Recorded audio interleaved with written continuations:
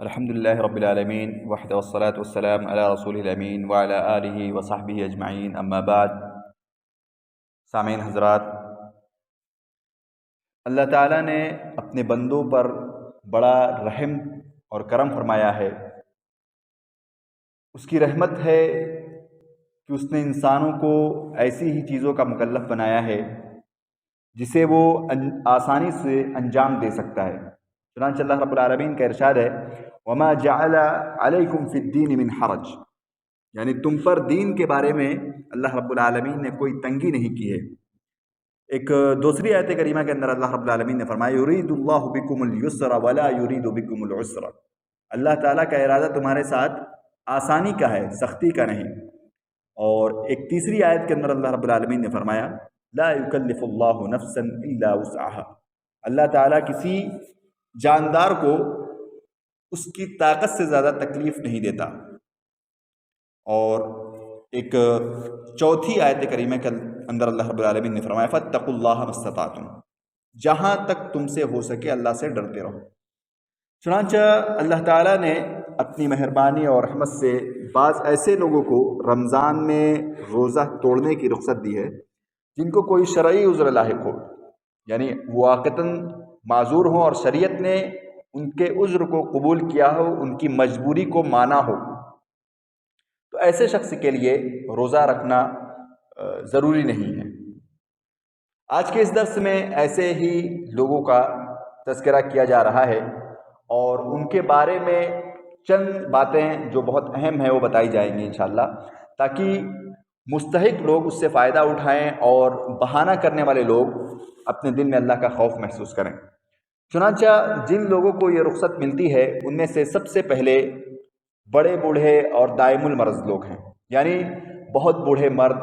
بوڑھی خواتین اور ہمیشہ بیمار رہنے والے لوگ جن کی صحت مند ہونے کی امید ختم ہو چکی ہو۔ یہ لوگ اگر روزہ رکھنے میں دشواری اور پریشانی محسوس کریں اور یہ اندازہ ہو کہ آئندہ کبھی بھی انہیں روزہ رکھنے کی فرصت نہیں ملے گی، یعنی اس روزے کی قضا کا موقع نہیں ملے گا، صحت یابی نہیں ممکن ہے، تو ایسی حالت میں شریعت نے ایسے لوگوں کو رخصت دی ہے کہ وہ روزہ نہ رکھیں اور ہر روزے کے بدلے ایک مسکین کو کھانا کھلائیں، اور انہیں قضا کرنے کی بھی ضرورت نہیں ہے۔ چنانچہ اللہ رب العالمین نے فرمایا وَعَلَى الَّذِينَ يُطِيقُونَهُ فِدْيَةٌ طعام مسکین، اور اس کی طاقت رکھنے والے فدیہ میں ایک مسکین کو کھانا دیں۔ علماء مفسرین نے اس آیت کے بارے میں لکھا ہے کہ بوڑھے مردوں اور عورتوں کے ساتھ یا ایسے مریض جو مسلسل بیمار رہتے ہیں یا ان کے شفا کی کوئی امید نہیں ہے، تو ان کے سلسلے میں آیت ہے۔ اسی طرح مسافر اور مریض کو بھی شریعت نے اجازت دی ہے کہ وہ روزہ افطار کر لیں، مگر جتنے ایام کے روزے یا سفر بیماری کی وجہ سے چھوٹ گئے ہیں تو عذر ختم ہونے کے بعد، یعنی سفر ختم ہونے کے بعد، بیماری ختم ہونے کے بعد وہ ان کی قضا کر لیں۔ اللہ رب العالمین نے فرمایا فَمَنْ كَانَ مِنْكُمْ مَرِيضًا أَوْ عَلَى سَفَرٍ فَعِدَّةٌ مِّنْ أَيَّامٍ أُخَرَ، کہ تم میں سے جو شخص بیمار ہو یا سفر میں ہو تو وہ روزہ اور دنوں میں پورا کر لے، یعنی اس کی قضا کر لے۔ البتہ اگر مریض یا مسافر کو روزہ رکھنے میں سہولت اور آسانی ہوتی ہے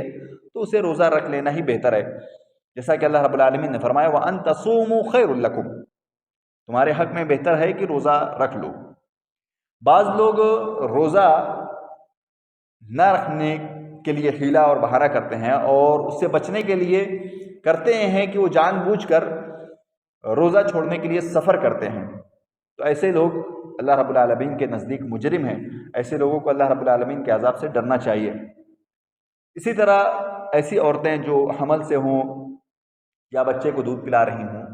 اگر انہیں خطرہ ہو کہ روزہ رکھنے کی وجہ سے ان کو یا ان کے بچے کو نقصان پہنچ سکتا ہے یا صحت خراب ہو سکتی ہے، تو شریعت نے انہیں بھی اجازت دی ہے کہ وہ روزہ نہ رکھیں، اور رمضان کے بعد